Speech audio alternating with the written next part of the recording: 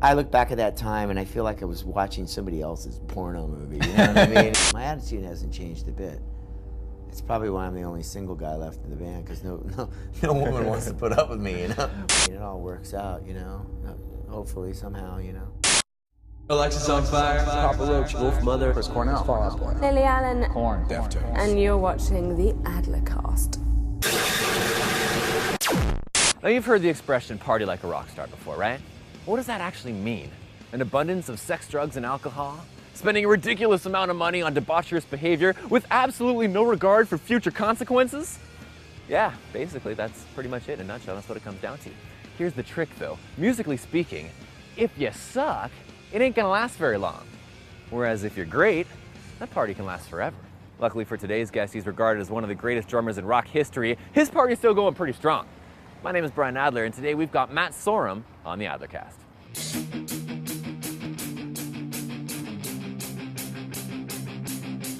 Was it as crazy as it seems? Yes. Like it was, really? Well, I mean, it seems insane. Every time I flip a page, it's like, oh my God. Yeah, I mean, those were the glory days, you know. And if we want to talk about glory in all different aspects, being the music, rock and roll was at its heyday. You know, debauchery was at its heyday. You know, we were younger, so we could get away with a lot more as far as intake. But you know, but do the bodies heal?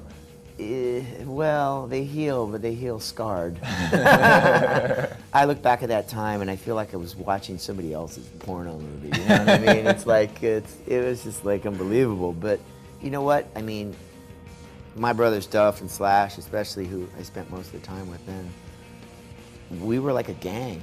We weren't f***ing around. You know, it was like, when we used to blow into like Vancouver, for instance, you know, we'd start at the number 5, work up to Cecil's, and you know, and we'd all go in together like a fucking biker gang, you know. Yeah. And when we came in, you know, at the time, if we were in town and other people were around, like I remember being at this place called Club Soda that we used to be in Vancouver, and all of Motley was there at the time, and we were all there, and we were all there together, and it was just, you know, bring it on, you know. It was hardcore.